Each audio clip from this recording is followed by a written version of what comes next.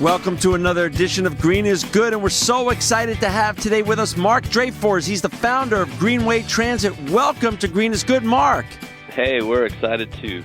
Hey, Marc, we're so happy to have you. Before we get into talking about your great company, Greenway Transit, and all the nice things you're doing with it, can you share a little bit about your journey, your story, how you even got here, and why you started this company? Yeah, well, I grew up outside of D.C., and I spent a lot of time in the woods as a child and saw the world around me changing pretty quickly as development started creeping into my childhood woods. And then moved to North Carolina and saw the same thing happening there, where we kind of loved nature to death a little bit too much. And went to UNC Wilmington undergrad and did my master's at Duke, studied environmental chemistry, and then did resource economics at Duke, and became kind of fascinated with kind of the big picture issues, particularly market externalities, the loss of biodiversity, the problem with our economy, and why it's not really valuing the important things in life at a proper valuation. So got interested in fair trade, biodiversity conservation, and did handicraft development for about 20 years. And then just saw that market get really more and more difficult. We did trade shows across the United States, be in New York, Atlanta, San Francisco, and we were trying to sell these beautiful handicrafts from very biologically diverse places to all sorts of stores and shops, and it became more challenging, and even putting a carbon footprint price on those goods that are traded internationally became really challenging. So we just said, this is ridiculous. Let's go local, and biodiesel was the thing. We thought that biodiesel made from local waste was a real smart and potentially profitable way to go, and then started moving a lot of biodiesel, and then learned that was kind of a volume game. People didn't want to pay a whole lot for their fuel. We've been both blessed and cursed with cheap energy, and it was kind of a little bit of a challenge to get people to pay for the bio, even though it's just so valuable to us. And then we got into this idea of like moving people around in buses, and that actually took off. And there's plenty of margin there, and it's just been a really awesome opportunity. So you started Greenway Transit in 2008. So talk a little bit about the genesis of Greenway Transit. Now that you gave the backstory, why did you decide to then create your own brand, and how's that been since 2008? We're now 2014, so you're 6 years into it. How's that evolution been? Well, we're cranking at this point. It took a little while. We bought an old bus, got one available to us, and just started moving people around. We got phone calls from people asking for buses that are running on biodiesel, and we kept calling the local bus companies saying, hey, you want to buy some of our biodiesel and run people around? We're getting a lot of calls. They just did not want to touch it. And we were like, let's go for it. Let's try it out. And from all the the guys that we knew, it's just a plug-and-play fuel. It runs in any diesel engine, and you don't have to do that much changes, a couple filter changes, and it's you're there. So we started just growing the business from that, and it just took off. It's done really, really well for us. There's still challenges. I mean, right now we're in this like another polar vortex, and biodiesel doesn't do really great in the wintertime, but it's working, and people appreciate the message. We do a lot of protest bus. We move a lot of students around in Durham.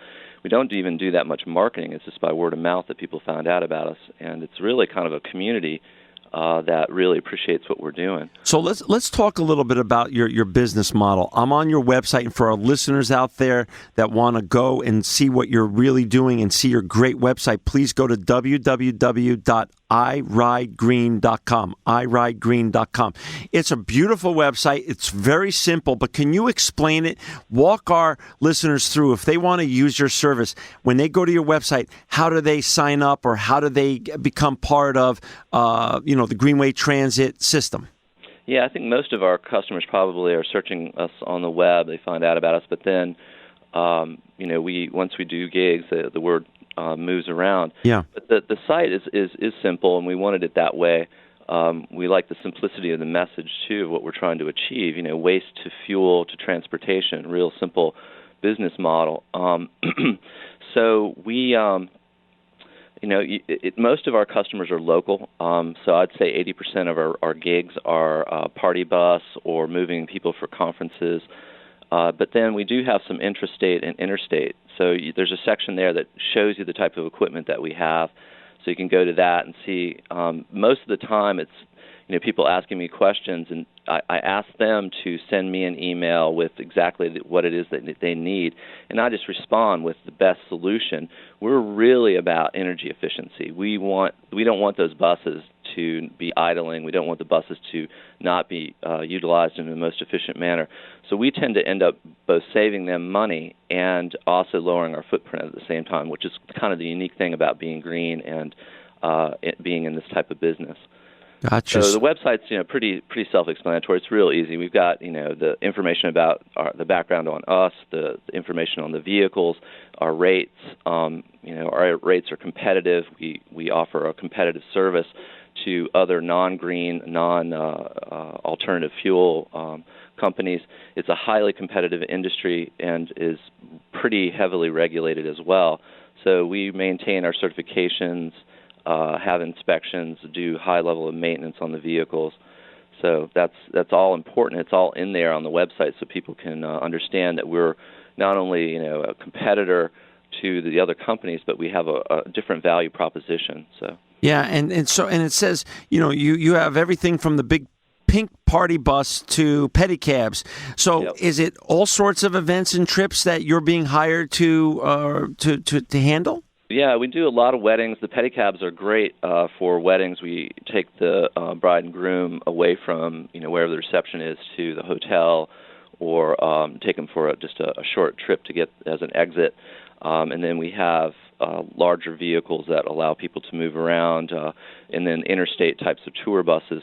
But I would say the majority of our service is in party busing. People like the fraternities and sororities at the universities here in the area.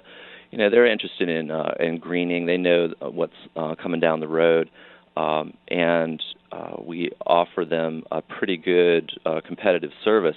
And then it's also just gives us an opportunity to give them our elevator speech about what we're doing. We're trying to brand the message both internally and externally on the buses, and get the information out to the students about what it is we're trying to achieve and how they can plug in. Right. And for our listeners out there who just joined us, we've got Marc Dreyfors with us. He's the founder of Greenway Transit. And to check out more about Marc's company, go to www.iridegreen.com.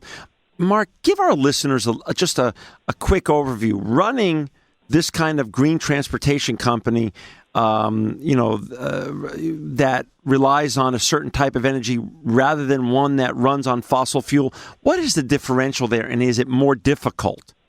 Well, it's hands down more difficult. There's no doubt, and I can understand why a lot of the bus companies are like, forget about it. There are challenges. Biodiesel is a beautiful fuel. It is amazing, and it's such an awesome fuel. It really needs to be in every school bus across the country. We just can't produce enough of it to make a real dent, and there are complications. When you put biodiesel into a diesel vehicle that's been running a long time on diesel, for instance, you will be cleaning out the whole system. Biodiesel has a solvent effect, so you will be changing fuel filters probably a little bit more. And after a while, it'll clean the system out, and then you're back to kind of a normal fuel filter change. But then there's issues of the solvent effect on fuel lines. You can break down the old rubber fuel lines pretty quickly, depending on how degraded they already are. And so you may have to flop out fuel lines, but that's an easy fix. So, the storage of the biodiesel is another thing. We've got to bring it in. We're making it for a while, and it's just more cost-effective for us to collect the veggie oil, sell it, and buy the fuel from some of the other producers in the area. We had about 100,000-gallon capacity reactor system, and there's a lot of bells and whistles there, and a lot of variability and volatility in the availability of the raw materials to make the fuel. So it's so much easier for us, given the fact that we're kind of 100% in on the transportation, and to just focus on that right now. Right. And we can make fuel at any time, and we're collecting the veggie oil, and it's not a problem to make it. It's actually pretty easy chemistry. But The storage of the fuel is really important to keep the tanks really clean, make sure that there's no moisture in them so that algae doesn't grow. So let's just say it goes with, there's a lot more to it than just meets the eye. It takes a lot more work on your behalf. How about the savings? If I use your transportation, if our listeners out there enlist your transportation, over traditional types of transportation, what are the fuel savings? Because you're that's using. A great question, and usually that's the one that everybody goes to. Like, will I save money? I would say no. You're not going to save money. But it has about the same BTU value as regular diesel. It increases lubricity, so that the engine runs more easily, and it has higher compressibility. In other words, from compression to ignition, it's faster, so the engine works more efficiently. So the BTU ends up being the amount of energy that you get out, the miles per gallon, ends up being about the same. So it's pretty much you're getting about the same miles per gallon. So you're going to be paying right now. We can go to rack and get the fuel at about 40 cents cheaper than the current diesel price at the pump. So we have a tanker truck. We go to the rack and fill up, get 2,000 gallons at a time, bring it back to our site, drop it in our storage tank, and then run it into our buses. We also have wholesale customers that we deliver to and a couple of retail pumps that we run. So we're pretty busy. But having those additional revenue streams helps, move volume, and that makes things a little bit easier. So it's just not about the vehicles. You're actually a green company in many aspects. Right. Well, it's a hybrid model. We have multiple green businesses sharing the site. We all help each other out. Yep. We use a nonprofit to manage the site. It's an old brownfield petroleum site that we're fixing up. And it's a great model. We run a green jobs training program at our site, working with some programs that work with ex-offender and underemployed. So we're doing a lot, and we're trying to maximize the use of the property. So it's a real commercial property play in that we have multiple green businesses there, but we're actually revitalizing and fixing up a piece of green property or brownfield property, trying to turn it green at our site. It's always fun to understand your client base right now. Why are people coming to you? Is it the young students all around North Carolina that are on fire for the green and sustainability revolution, or is it others now who really see the opportunity to the fact that we are at a tipping point in this world and that we've got to make better choices, and the age group of your clients is really now changed and has grown? What is the social study behind your client base? Yeah, that's a great question, and it's really, to me, the most fascinating element of what we do. I mean, our population of customers is very diverse. Some people just hire us because we're competitive in prices, and then all of a sudden they realize that we're green, and it could be it's kind of hilarious. Some of these people are pretty conservative, and they're like, and they kind of like, oh, well, maybe we should have gone with the petroleum company, but we get them on board and give them our spiel, and if they don't get it, we have to drive around the block one more time. It's kind of a captured audience, but there is just a huge following from a passionate group of both young and old who, we ran 10 buses down to the Moral Monday protests in Raleigh, which are some of the biggest protests in America right now against the backlash of GOP nutness, the crazy legislation that they're trying to pass through. And we run, protest buses up to D.C. all the time, so it's about a 6-hour run. And we've got a group of Planned Parenthood folks that are headed to the protest at the Supreme Court at the end of this month. So, I just came back from the Keystone Pipeline protest this weekend, where the kids were lashing themselves to the White House fence and getting arrested. So we are really about mission and building movement. What's so cool, though, about the bus business is that it is heavily dominated by minority communities.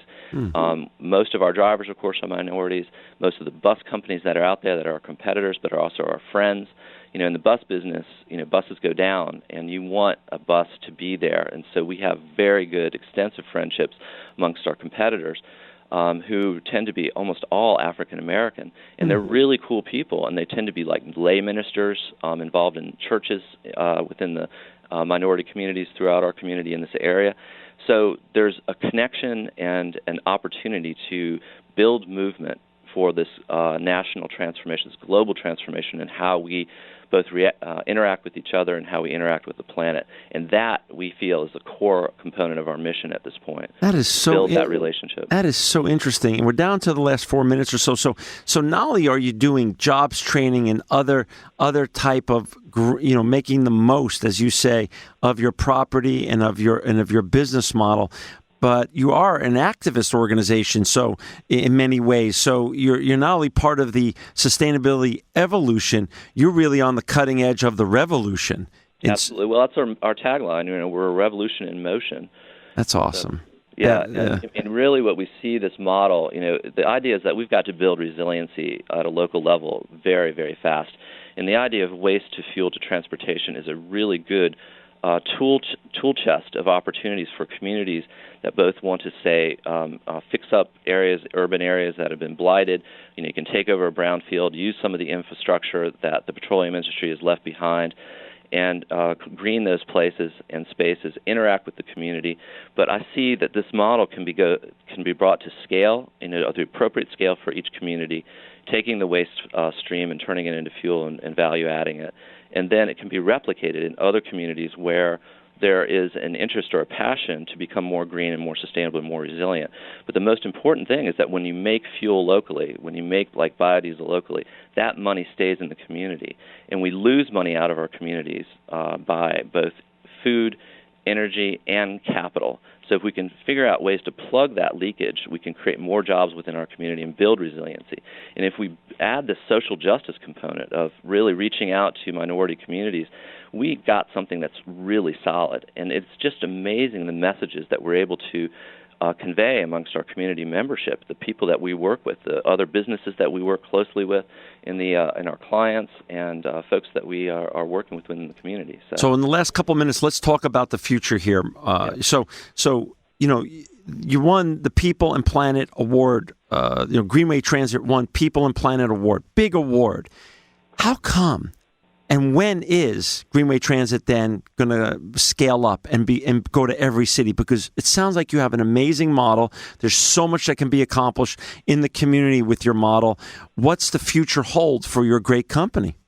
Well, we're working on an investor circle elevator kind of presentation. So we're hoping to get some capital. We need to buy the property that we're in right now, and that's top priority. So then we can make some investments and improve the site and really crank it up a notch.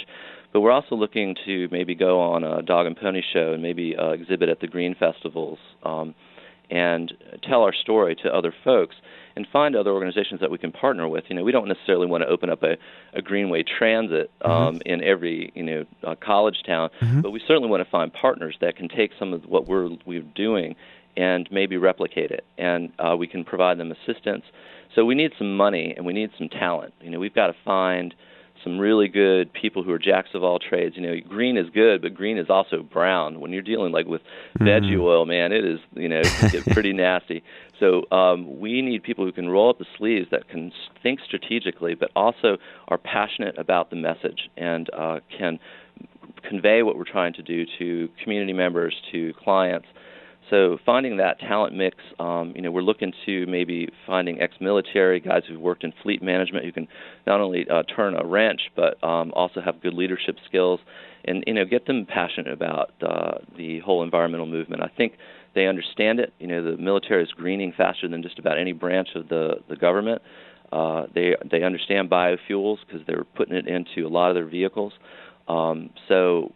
Finding the talent, getting the capital, and then spreading the message is the key at this point. Great.